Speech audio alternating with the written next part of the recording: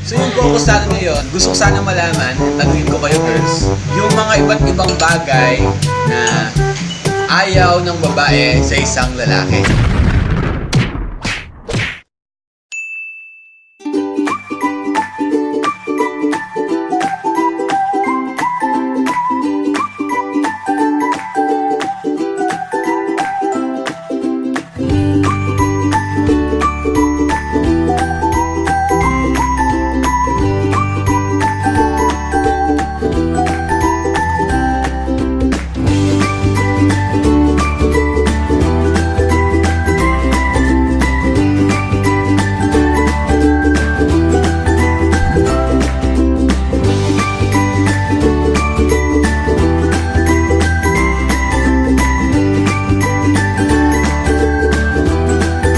Welcome natin yung mga viewers natin. So, ayan sila.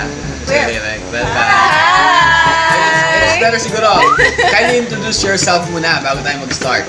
Ay, wow, my God. Hindi ka nun? Siya muna. Hi, Emma. Hello. I'm CJ. Wow. Hi viewers, Abby. Hi po, I'm Fee. Hi, I'm Rachel. And lastly, we have Christina. Christina. So yung focus natin ngayon, gusto ko sana malaman yung mga iba't ibang bagay na ayaw ng babae sa isang lalaki.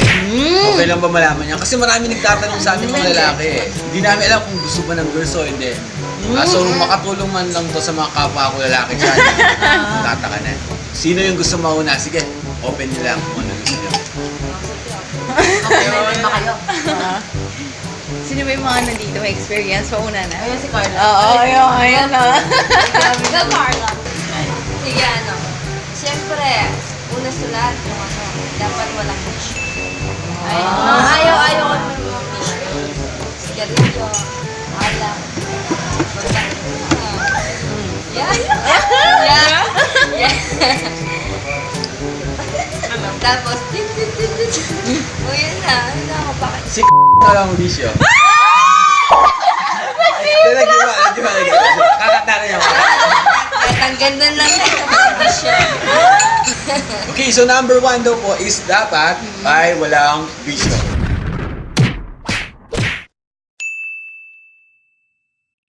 Number 2, Tele. Uy, B.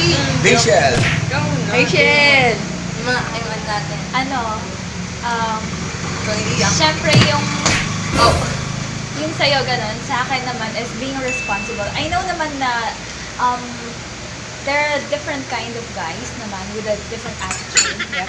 So talagang di mo maiwasan na may pagka-isip bata at times. Pero syempre, hindi naman yun, hindi siya balakid para maging responsible yung isang guy. Kunwari kung nag-aaral, of course, sa mga paperworks, gano'n. At if nagtatrabaho naman, yung pag-handle ng time, and then, of course, yung pagiging mature niya when it comes to relationship.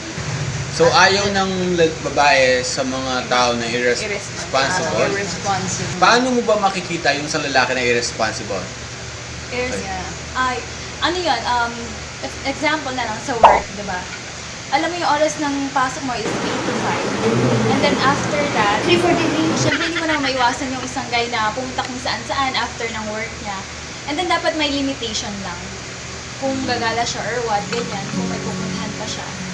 And then, at the allotted time naman, dapat nasa bahay na siya or dapat nandun na siya dun sa yung kung ano yung dapat niyang gawin after na magkaroon ng free time to himself. Okay, naiintindihan ko na. Dapat yung responsibility and then yung right priorities niya. Yeah. I think mostly ng mga girls naman gusto nila yung guy na responsible enough because when you start to build your own family, it will be the guy who will be the head of the family. And how can you let someone to be your leader if this man is not yet responsible? If he's not responsible being a single person, how can he be more responsible pag dumarami na yung mga responsibilities? Okay, thank you. Number 2. That's number 2.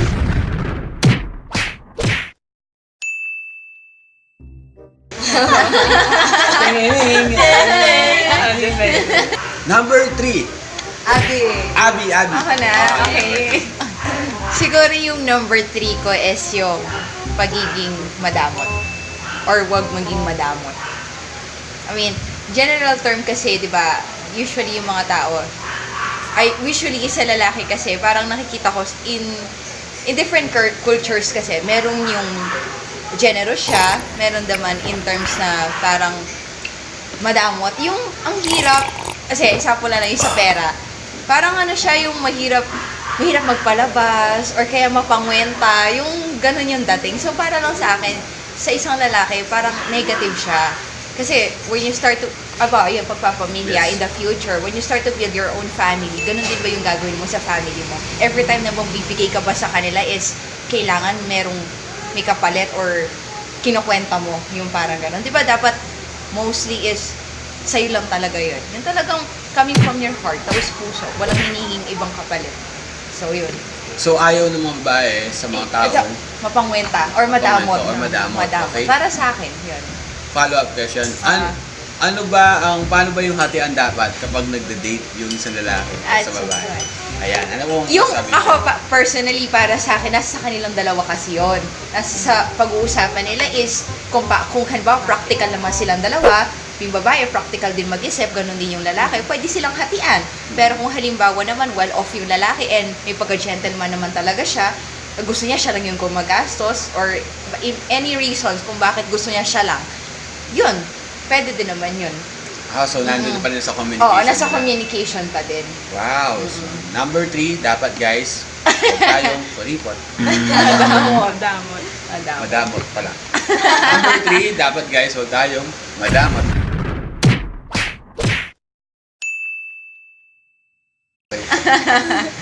Okay. Number 4. P!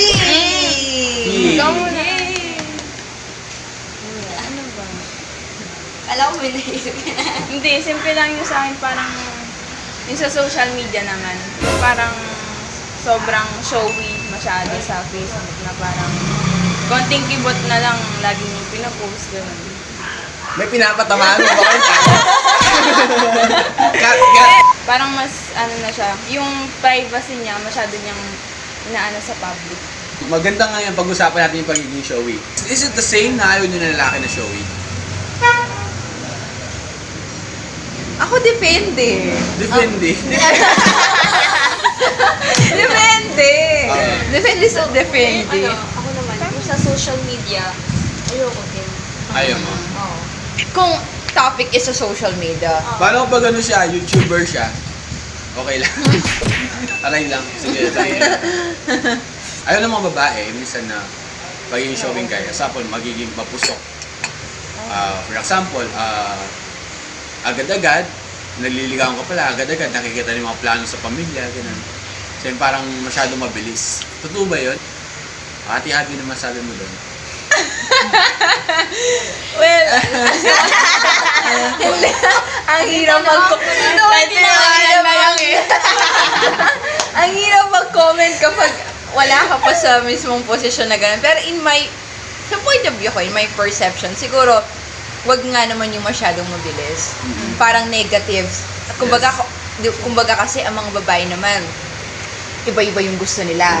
Merong modern girls who likes that. Tapos meron naman yung mga old school, like me, di ba? Mga old school na gusto, dinadaan ka sa harana, dinahandahan ka, di ba? Dapat yung Everything is on process. yes, on process. So iba naman ang gusto ng girls. So para sa akin, ako, negative. Kasi old school ako eh. Negative, okay. Negative siya. I think it's also the part of men kasi. So yeah. we want to something na parang hindi mo pa alam sa kanya. And there's eagerness. May eagerness to May learn, eagerness, to know. oo. So parang pagiging showy on social media, hindi talaga siya maganda. So yan. So guys, kung showy ka sa social media, ito yung tip number 4 from Ate Pean. So medyo hindi ito.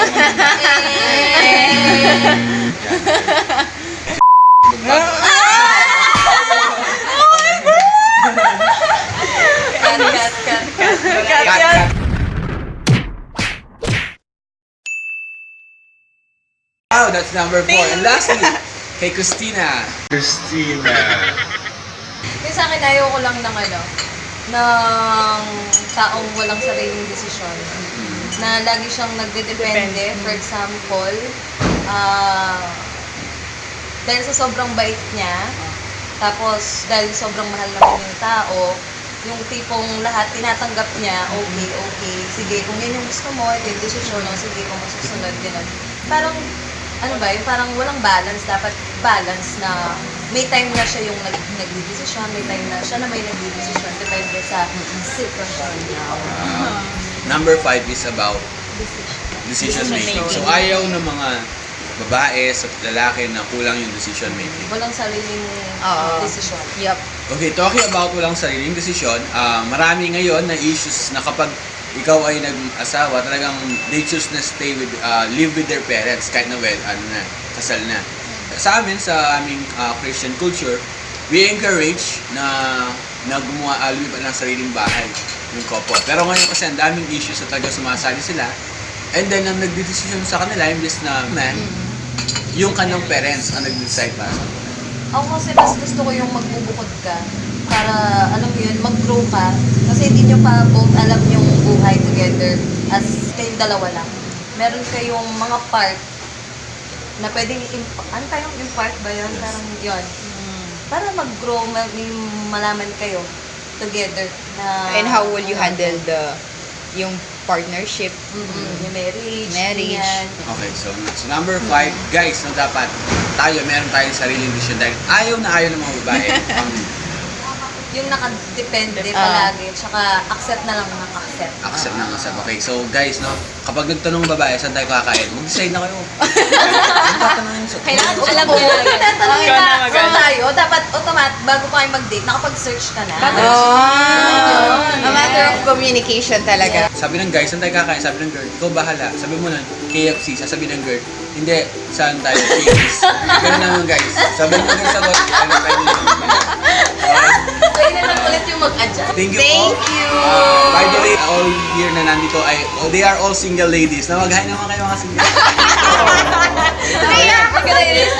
Single ladies. Okay, so, chat nyo po sila, PM nyo po ako kung may, Oh my gosh! may orders po kayo. LBC. Ito ay... Pero seriously, no, share ko lang sa inyo na, when it comes to relationship, I hope and I pray na yung makita yung lalaki para sa buhay ninyo is someone na habang tumatagal, nagpapa-thank you ka kasi siya yung napili mo. Oh, amen!